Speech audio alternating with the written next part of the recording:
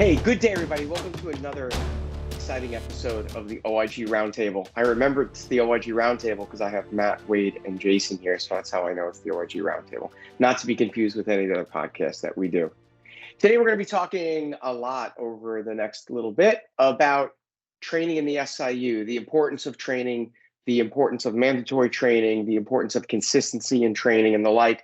As always, I'm joined by the full group here. I got Wade McFall, retired assistant special agent in charge over at the OIG from the LA office, now one of our SIU team members. Matt Kachansky, retired executive from HHS OIG and the retired Northeast UPIC director and one of the managers over on our SIU team. And Jaysen Eisengrind, also one of our retired executives from HHS OIG and the retired UPIC West director, and our special director in charge running some special projects and the like. And I am still Eric Rubenstein, unless something has changed on my birth certificate, and I am the Senior Director of Litigation, Fraud, Waste, and Abuse here at Advise. So today's podcast, we want to talk about training. That training transcends a lot of things, regardless of what your job is in an SIU world, even as an OIG agent. There's mandatory training and the importance of training and the reinforcement of training. And it really does start on day one and having that level set.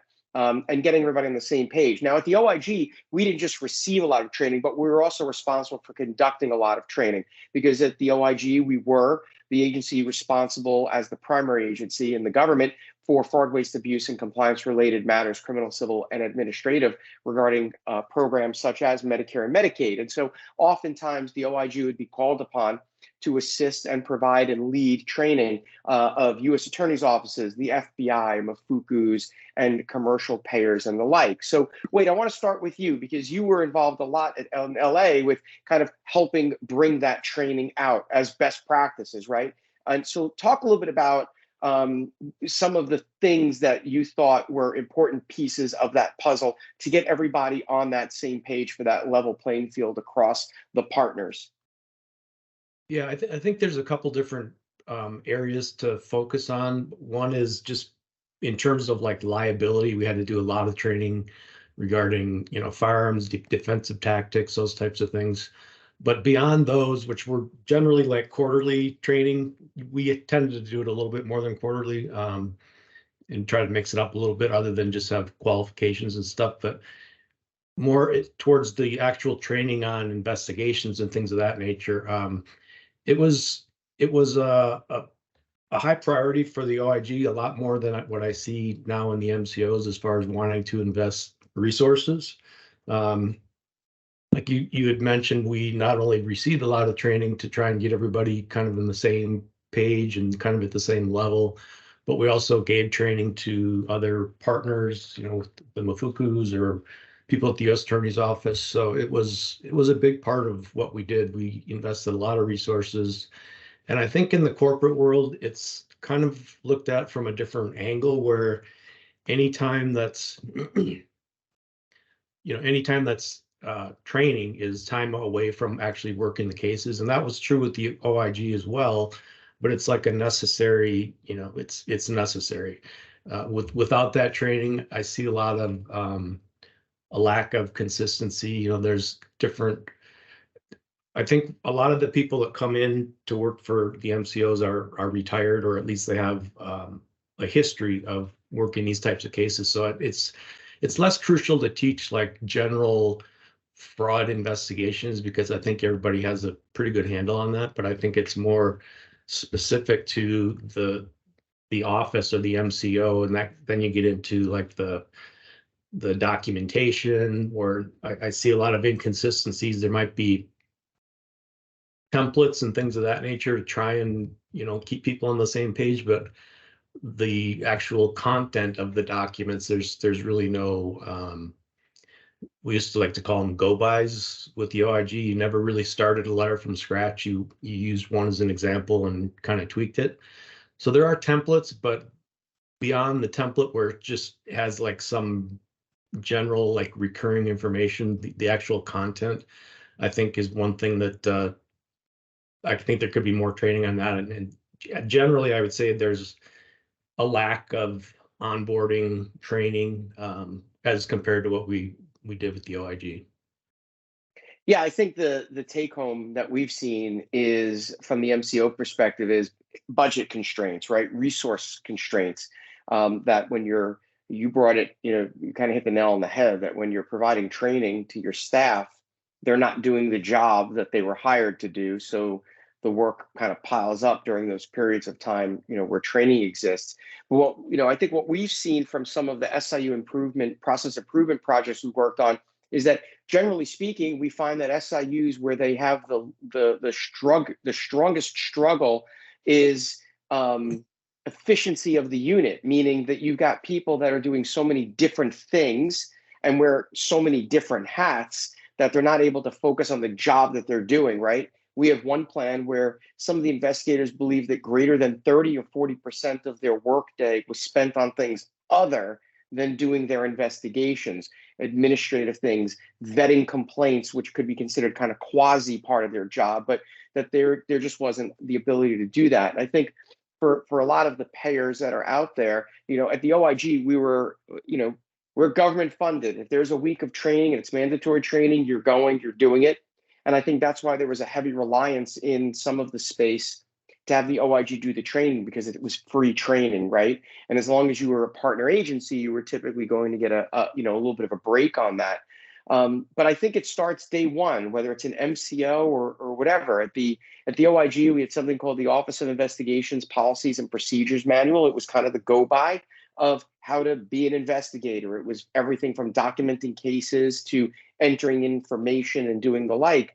And I think that starts day one, right? Investigators on their first day, as part of their orientation, should be given the policies and procedures for the MCO and understand you don't have to memorize it, but you've at least got to be familiar with it.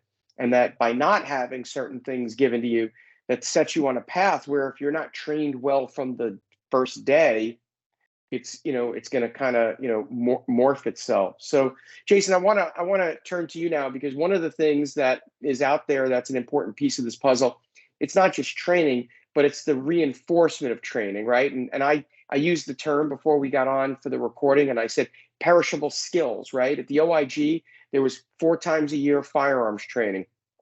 CPR was every year or so, we would recertify the CPR training and some of these other things. And there's this constant need to build on the skills that you have, because these skills tend to go away if you get rusty, right? If you're not spending every day using Excel and you go for a month or two without doing a pivot chart, maybe you've gotten a little rusty on it. So, and I know that was an important piece for you from the training perspective.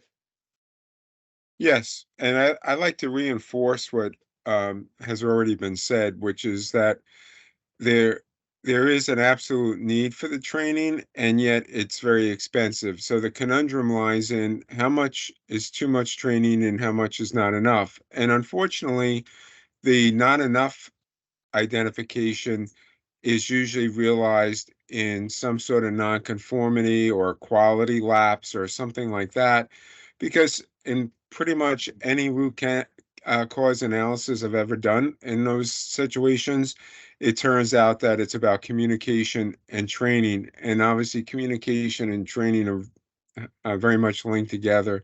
So and yes, I've actually done studies not that long ago, frankly, in another operation, and it was about 72% of the time was spent on actual casework, and the rest of it was other duties as assigned, much of it being training related, meetings and things like that. So, you know, you need to really roll your sleeves up.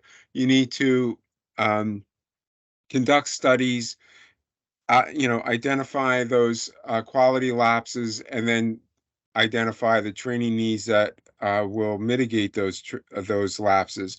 I will say also that in terms of the training, and I hate to sound like my old Mr. Thompson in the 8th grade, when he would routinely say, okay, take out a sheet of paper and number 1 to 10 and put your name at the top.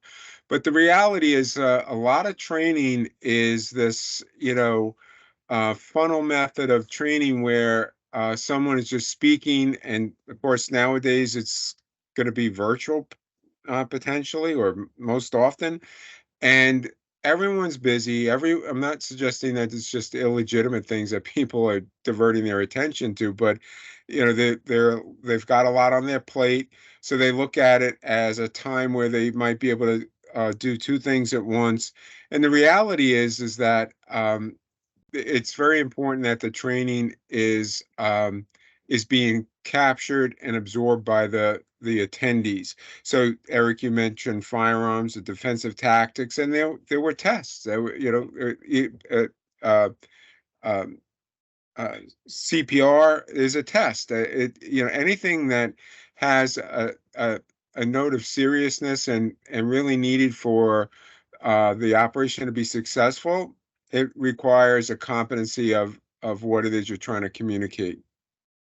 Well, and the piece of that is actually relevant on the provider side is, we do a ton of work where we're doing education and training with providers, right? Documentation, training, and education to ensure that they're coding correctly to the documentation and taking that holistic 360-degree view, right? That a provider is not just billing to the code that they think they did, but they're documenting and looking at that in a symbiotic fashion.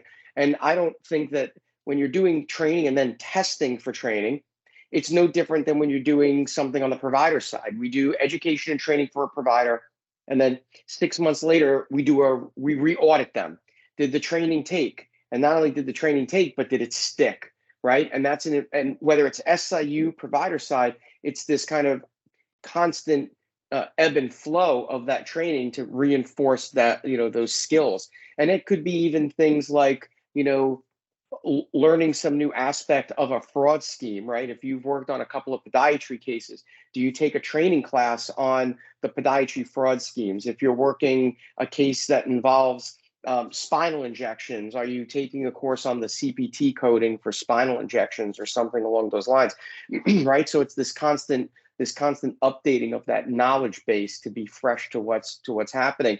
And that, I think, is, unfortunately, when we talk about mandatory training, each year, it's typically the same things over and over again. And that's where that reinforcement comes in. So we see a constant reinforcement of training for things like privacy and security, HIPAA. Those are the big ones, right? Every year you've got to do that. At the OIG, we'd have to do it. But it always comes with a price, right? So there's the opportunity cost of not being able to do the work that you're supposed to do. Jaysen, you just talked about, a study that you did where greater than 20, coming around 25%, 25% of the time, people weren't working on the things that they should have been working on. And so it's the mandatory training, it's that. And then, Matt, I want to go to you because you worked on a lot of the training stuff over at the Northeast UPIC, and you and I are actually working right now. We're going to be providing for one of our SIU clients. We're going to be providing a 3-day on-site for them, and it's really going to be a mini version of the training that mirrors what's done at the Special Agent Basic Training for OIG agents or at the IG Academy at the Federal Law Enforcement Training Center, where we're going to be doing a whole slew of training. And so let's talk a little bit about not just the mandatory, but the importance of that level playing field for a few reasons, the least of which is organizational credibility. Yep. Yeah, I mean, you look at an SIU, the people they bring in have a variety of backgrounds. Some of them have incredible experience in, insurance, healthcare fraud investigations from an SIU perspective. Others are coming from law enforcement. Others are coming from local law enforcement, detectives and such. There's no baseline of knowledge that's been established. So having, again, going back to day one training, you need to have a baseline that everybody has an understanding of what the program is, what the SIU does, what the roles and responsibilities are, all the way down to what are the processes we have in place. How do you conduct an interview? How do you document that interview? How do you do an on-site? What goes into a medical review? What are the policies and procedures that are needed to get a case from point A to resolution? And then how do you investigate these cases? A detective coming in from, New York City, they're not going to know what an E&M is or what a incident 2 case is all about. They're going to need to become subject matter experts in each of those things. So you can't teach them all of those things because the variety of cases is endless. You have to teach them, how do I do the research necessary to become a SME for this particular case? What are my resources to go to research the law, the regulation, the policies for this particular instance? And that's what we were doing at the UPIC. Is we had onboarding training, which was like Medicare 101 and then UPIC 101, along with, going back to the FLETC days, a 13-stage training regimen, which included a mock investigation. Here's a complaint. Here's the data. What do you do with it? And you train them through that. And then they had interviews. They would have the medical review results that they would go through with the clinician on, what are they looking at here? How does this relate back to the allegation? They would work the data with a data analyst. We would have mock interviews with role players, and those would be critiqued. Then they would write up the interview reports, and the interview reports would be critiqued. What is needed there? What's the germane information that you should have put that you didn't? What's the stuff that you can leave out? The old shovel versus the trowel form of information. You can throw everything in there, but the important stuff gets lost. So you have to highlight what's germane to the investigation, bringing it back to the allegation and all that, all the way through to how do you put a referral together for law enforcement that's going to be, something that they're going to want to see. And so that training was very important. It did cost a lot of resources, but when I took over from the UPIC, the CPAR scores, which are those tests that you're talking about, they were okay. They're not great, not bad. Once we started this training, and then we built into it, not just initially, but we built a training regimen with ongoing training throughout the year on subjects that Excel, documentation. If we had a specific scheme that kept popping up, had training on that, and it went throughout the year.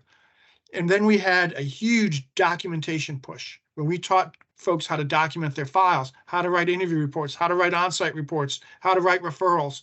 And then we had quality assurance tests every month where a sample of our files were reviewed and they were scored.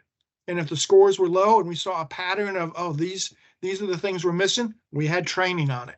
And the CPAR scores went way up. The number of referrals and the quality of the referrals we were putting out to the OIG went up. And, so we showed a lot of improvement. It costs resources, but it really showed the benefit. Yeah, and that really lends itself to that credibility, and it lends itself, when there's consistency, it lends to the credibility, because the consistency is very, very important.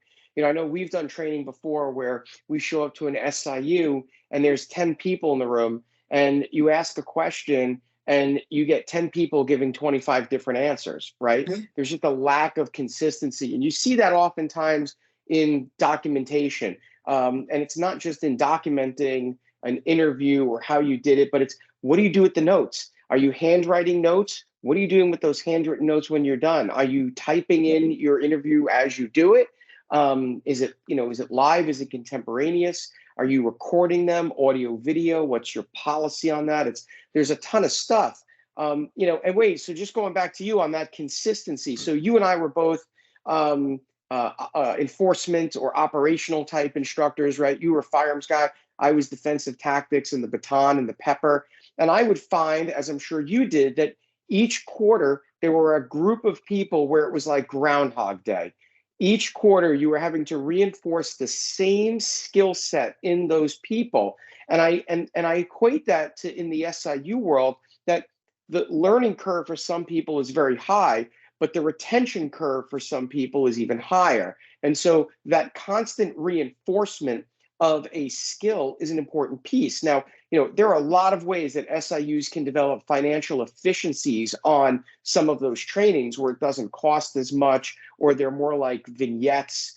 Sometimes they'll call them micro learnings, right? Where it's like a 5-minute video or something along those lines. So Jaysen, I want to give you the last word before we shut down. What are some of your key areas, number one, that you think are the this has got to be done on a regular basis to reinforce that training? And then the other kind of collateral piece is, how do you do that within the confines of a limited budget? Well, I would focus on medical review for a moment because what Matt was talking about, that sounded like an awesome program that he put together there.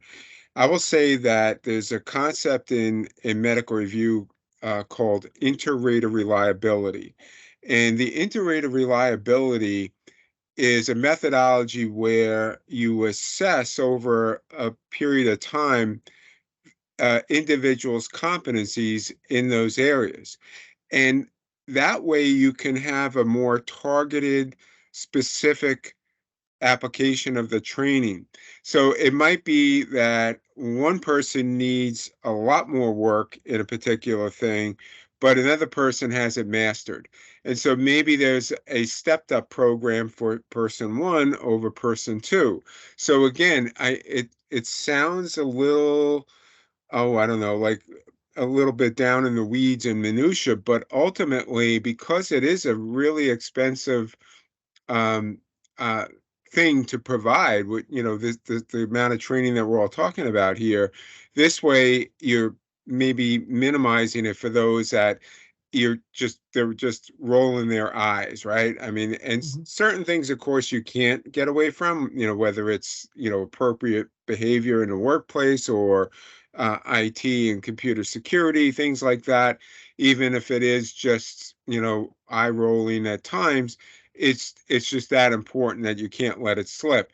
But maybe there are other things that can be put aside for those that have developed significant mastery of those specific areas. Yeah, that's an important piece. Is the people that are operationally working at a proper operational tempo, you don't want to punish them by making them go through additional reinforcement training, but you want to at least capitalize on the people that could learn something from that, and then figuring out who those people are. Someone once told me years ago, it wasn't you, Jaysen, because I know most of the things that I've learned, or most things that I'll say people say come from you. But someone once said that even bad training is good training, because it at least teaches you what you shouldn't be doing. If it was bad training, you at least know what not to do. And I think it really does. It does work both ways. But I do think, to kind of close this out, the challenge for an SIU is budgetary and resource management. Those are huge, right? Because your budgets are not great for something like necessarily training. And then when you do have a budget to provide people with that training and education, is how do you do it in a cost-effective manner, but also how do you do it where your resources aren't going to be allocated to that training for such an inordinate amount of time that they're functionally useless, other than new people, right? Like, when a new agent gets hired at the OIG, they go through, it amounts to probably close to 5 or 6 months of training. You've got the Federal Law Enforcement Training Center, which is now a 3-month-long academy. You've got the Special Agent Basic Training, which is anywhere between 4 and 6 weeks or so. And then when budget allows, you'll see people sometimes go to the IG Academy, which is an additional 2 weeks. So by the time you're done, you've got 6 months of training. The person has been a allocated resource, but they're functionally useless during that training period. And then once they get on board, how long is it until they're actually functionally valuable? And I think that on a different level, it's similar in the MCO world, right? I mean, it's not a 6-month training, but if you've got somebody who's been an NYPD detective for their whole career and they've done a great job that way, they may know how to interview people and talk to people, but if they've never looked at a CPT or a HCPCS code, their value is no different than someone who's 23 years old out of college who's never looked at a CPT code. So that training in the MCO world becomes a very fine balance from all of those aspects. So, I think as we start to do more of these SIU process improvement projects, we start to really hone in on a lot of that. We're seeing that on the one project that we're going to be doing, Matt and I, for our one client for 3 days, where they really want to have an absolute level setting. They've got people that have been there for 20 years that are at this point now should be humming along, but are just doggy paddling their way around because they haven't really gotten deep into the swim. So hopefully we'll be able to see some changes with that. So Well, as always, these conversations go, and I think we could talk for a long time about them. It's always great to talk to you guys. It's always great to get the insight on these things, and I learn something each time I speak to each one of you. So, as always, I'm glad to spend this time with you. I look forward to our next podcast. Again, for those of you that aren't getting our newsletter, you can get us at hello@advize, health.com. Sign up for our newsletter. You can get that every week. You can also get our prior podcasts as well as our LinkedIn Lives. You can get those recorded and get those off of our YouTube channel. Just go to YouTube. You can subscribe to the Advise Health YouTube channel and get all that information. So we'll see you on the next podcast, and we'll see you in May for our next LinkedIn Live. Everybody have a great day. Thank you. Thank you.